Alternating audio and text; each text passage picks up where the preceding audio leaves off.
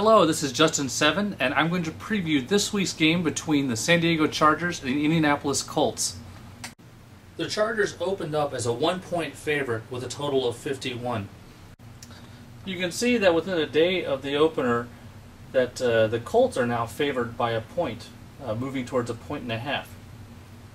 So let's talk about this game. Why did Las Vegas and the offshores initially make San Diego a 1-point favorite, and now everyone's betting on the Colts? This is an easy one. The Colts are 12 wins, 4 losses. Everyone sees San Diego as an 8-8 team that squeaked into the playoffs, and they're just assuming the Colts will rout them. Rather than looking at the records, though, let's look a little bit closer at the games they played. In San Diego's 8 losses, they had 4 losses that were by 3 points or less. They only had 1 loss that was by more than a touchdown, and that was a 9-point loss. Now look at the Colts wins. In their six of their wins were decided by 3 games or less that they won.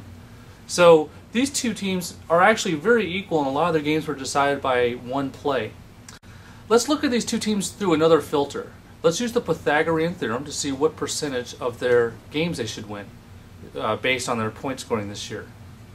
If you recall, the Pythagorean theorem can be used to predict what percent of the games a team would win against average opponents based on how many points they scored and how many points they allowed. The formula is simply the points scored squared divided by the sum of the points scored and points allowed squared. In this case, if you do it for Indianapolis, you'd expect them to win about 61.55% of their games. Plug in the numbers for the San Diego Chargers, and you get the exact same number, 61.55% of their games. So looking at just the Pythagorean theorem, these two teams look almost identical as far as what percent of the time you'd expect them to win against an average team. Now in this game, it's at San Diego. So why would Indianapolis be favored if you have 2 equal teams playing at San Diego? There's another factor I want us to look at, and I want to call that quality wins. The most impressive wins for San Diego when they're blowing out good teams. In Week 3, they beat the Jets 48-29. Week 6, they beat the Patriots 30-10. Week 16, they beat the Buccaneers 41-24. And obviously the last week, they beat Denver 52-21. The Colts only have 2 impressive wins.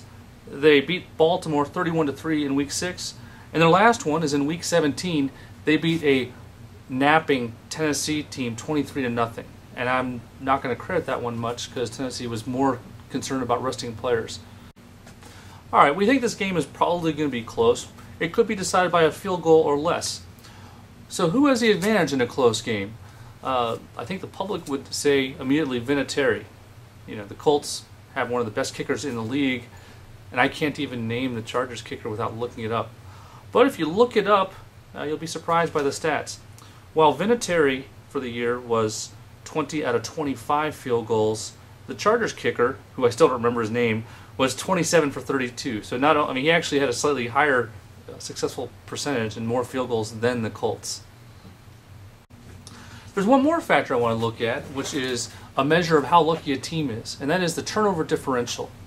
About 85% of all turnovers in the NFL are pure luck.